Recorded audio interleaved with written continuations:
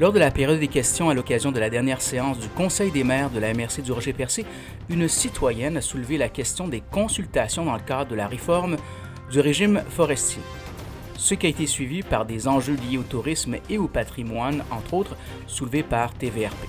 Le régime forestier, donc, vous m'avez donné une réponse à la rencontre. Vous m'avez dit que la MRC a fait une demande au ministère pour qu'il puisse avoir une rencontre d'information, comme M. Grenier avait mentionné.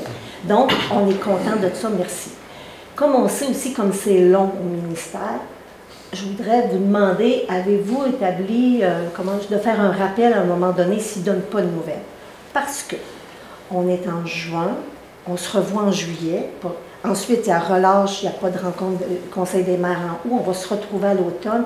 Ça va être les élections municipales qui vont prendre beaucoup d'énergie à tout le monde. Donc, puis, il est question du projet de loi qui passe à l'automne. Donc, il y a comme urgence. Fait que j'aimerais vous demander, est-ce que je peux compter sur vous, vous tous, pour que qu'on mette la pression nécessaire pour que cette rencontre d'information ait lieu.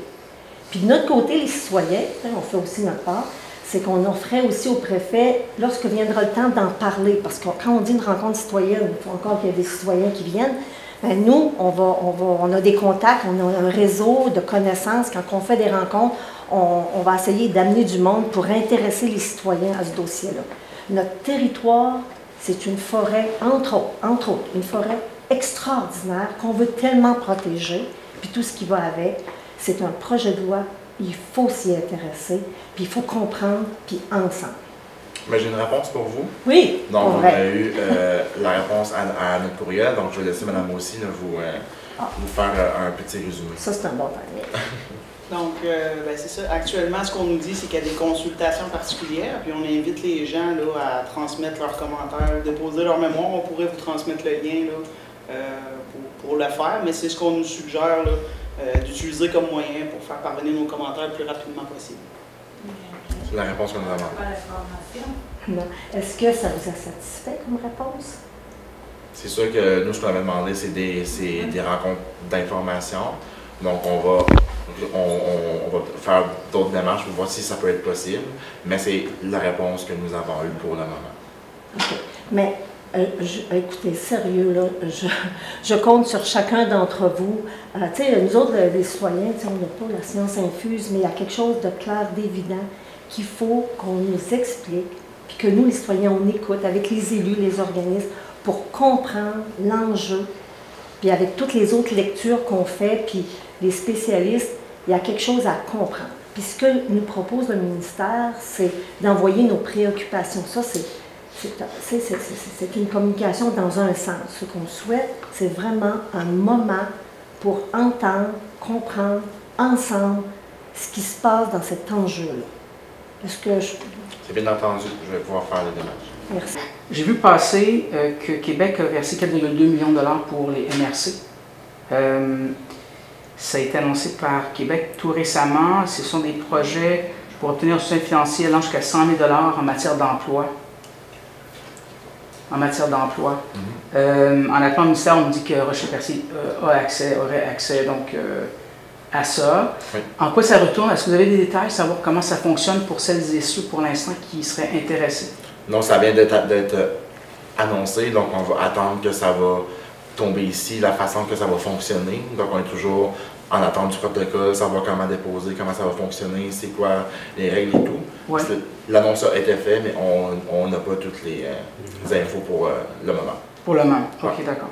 Reste que c'est une bonne nouvelle, là. C'est une bonne nouvelle, oui, mais voir qu'est-ce qu'on doit faire pour pouvoir s'y qualifier, qu'est-ce que les entreprises doivent mettre en place aussi. Donc, on va pouvoir voir pour la suite des choses. OK. Concernant l'annonce d'hier, hier au Centre d'art, Oui. la MRC est partenaire. Oui. Comment ce partenariat pourrait se déployer dans ce cadre-là? C'est sûr que nous, de notre côté, on n'a pas les mêmes moyens financiers que le fédéral et le provincial. Donc, nous, on participe vraiment à des projets qui sont distincts. Nous, on a participé davantage à tout ce qui est le matériel numérique avec la salle de cinéma. Donc, juste pour faire une petite précision, on parle du 2 millions là, qui a été accordé par le fédéral là, pour le Centre d'art de Percé et le Festival des Perséides.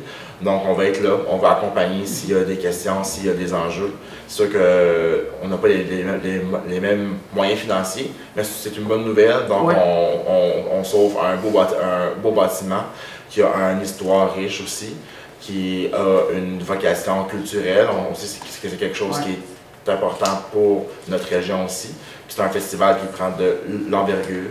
Donc, c'est une bonne nouvelle pour notre milieu. Et dernier sujet, concernant le lancement de la saison touristique, tous les acteurs étaient là, tout le monde est optimiste sur une bonne saison. Oui. Vous voyez comment la saison? Est-ce que vous êtes aussi optimiste que les autres organismes qui disaient que ça devrait être une bonne saison pour la MRC? Effectivement, donc avec les données qu'on a reçues jusqu'à maintenant, on m'a mentionné que dans les hôtels, il y avait beaucoup plus de dates qui étaient réservées. On peut voir déjà que certains touristes qui sont déjà parmi nous. Donc, on s'enligne vers une bonne saison. Je pense que ça va être un beau bénéfice là, pour l'ensemble de notre MRC, mais aussi pour l'ensemble de toute la Gaspésie.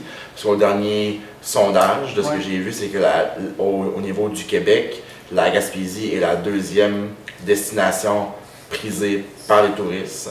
Et comme m'a bien mentionné l'équipe de Tourisme Gaspésie, première fois, pas souvent qu'on dépasse Charlevoix. Donc, c'est une bonne nouvelle. On va avoir des gens davantage dans notre belle région.